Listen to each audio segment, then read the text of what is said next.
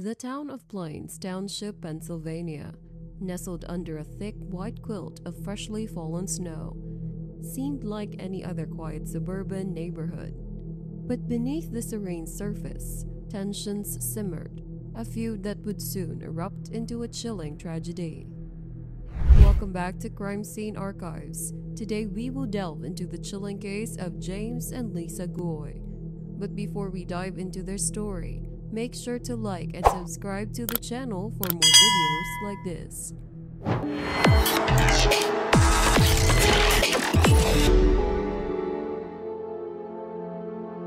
Warning: this video contains graphic content related to crime scenes. It is intended for educational purposes only. Viewer discretion is advised. The involved: Jeffrey Spaide. Jeffrey Spaide, a 47-year-old Navy veteran, had seen the world from the decks of warships and the confines of his suburban home. His life had taken unexpected turns from the disciplined corridors of naval service to the mundane streets of Plains Township. Spaide was an enigma, a man with a decorated military past, an education in environmental engineering, and a penchant for conflict. His neighbors knew him as the guy across the street, the one who argued about snow. James and Lisa Goy. James Goy, 50, and Lisa Goy, 48, were the quintessential suburban couple. Their lives revolved around work, family, and the occasional snowfall. They lived across from Spaide, their home separated by a narrow road and a growing animosity. The Goys were ordinary people, their days filled with mundane tasks, shoveling snow, tending to their garden, and navigating the complexities of suburban life. The snow disputes. The snow became the battleground. When winter storms swept through, the Goys and Spaide clashed over snow removal. It started innocently enough, accusations of careless snow tossing across the street.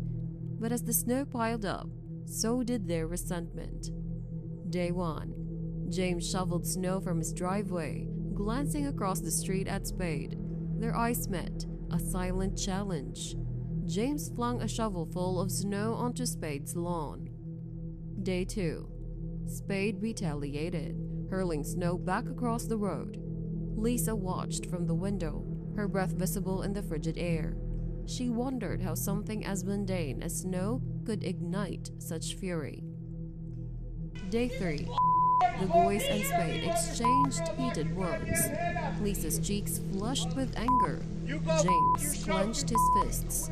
Spaide's face remained stoic, but his eyes smoldered. The fatal morning. On February 1, 2021, the snow fell relentlessly.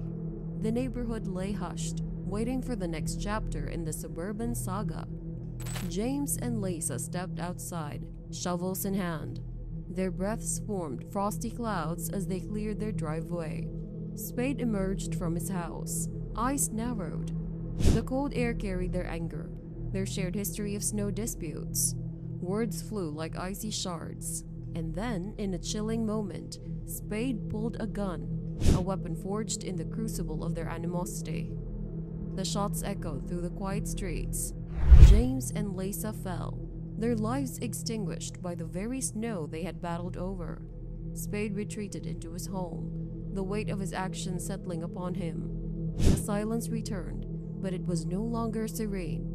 It was heavy with grief, with the knowledge that ordinary disagreements had led to extraordinary horror. This incident took place on February 1st, 2021, in Plains, Pennsylvania, which is not far from Scranton and Wilkes-Barre. It involves 3 neighbors: Jeffrey Spaide, James, and Lisa. James and Lisa were a married couple, and 2 months prior to this incident, after a snowstorm, they had an altercation. So there was some animosity entering into the situation. On this particular day, there was another snowstorm. Sometime after 9 a.m., an argument broke out between Spaide and the Goys as they were clearing snow from their respective properties. A surveillance camera captured the incident. The Goys were shoveling snow from their parking spaces across the street onto Spaide's driveway. The argument began after Spaide asked them to stop. James threatened Jeffrey Spaide, saying, "If you step out here, I'll knock you out." James also stated, "I'll make your life a living hell." Spaide responded by calling him a derogatory term. At this point, Lisa chimed in, calling Spaide a derogatory term as well and accusing him of not knowing how to talk to someone. James agreed with his wife's sentiments and continued to insult Spaide. The argument escalated, with James making threatening gestures. Spaide walked back into his house and returned moments later, carrying a pistol, around 9:31 a.m. Lisa goaded him, and James urged him to put the gun down. However, Spaide followed Lisa's advice and shot both of them several times. Lisa ended up lying in the street after being shot and continued to insult Spaide. Spaide shot her 2 more times. James Goy yelled for someone to call the police, and Spaide shot him 2 more times as well. Spaide then returned to his house and about 40 seconds later came back out with a rifle. He approached Lisa, saying she could have kept her mouth shut, and shot her 2 more times. He then approached James, using the same derogatory term that James had used earlier, and shot him 2 more times. When the police arrived, they heard a single gunshot from Spaide's house, indicating that he had taken his own life using a rifle. Moving on, this appears to be a situation where tempers on both sides were elevated, but one person went too far. Spaide did not initially prepare to commit these homicides, as indicated by his actions of going back to retrieve the pistol and then returning to the house to get the rifle. It seems reasonable to believe that he reached some sort of breaking point due to the insults and threats directed at him. Instead of calling the police, he decided to seek revenge, ensuring it would be the last time he would be disrespected by them. He may have known in that moment that he would also die that day, or perhaps he wasn't thinking about it at all. When he exhausted his ammunition, he could have paused to reconsider his actions.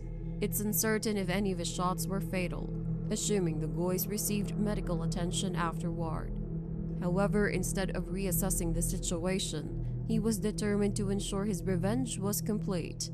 Retrieving the rifle, he shot them at close range, making comments to each of them, suggesting they brought their demise upon themselves by insulting him.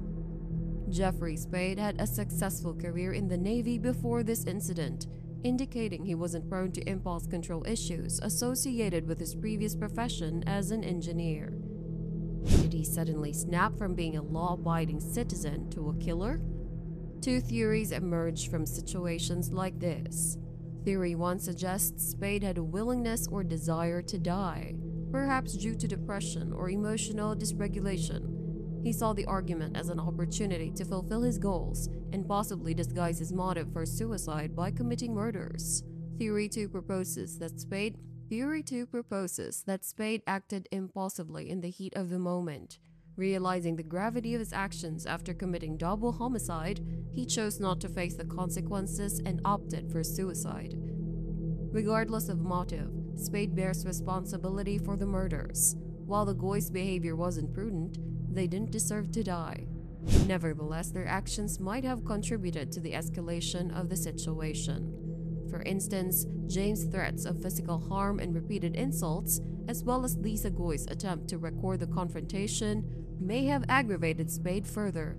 Interpersonal conflict precipitated homicide-suicide, a rare crime predominantly involving men, typically occurs due to an imminent perceived threat of separation from an intimate partner.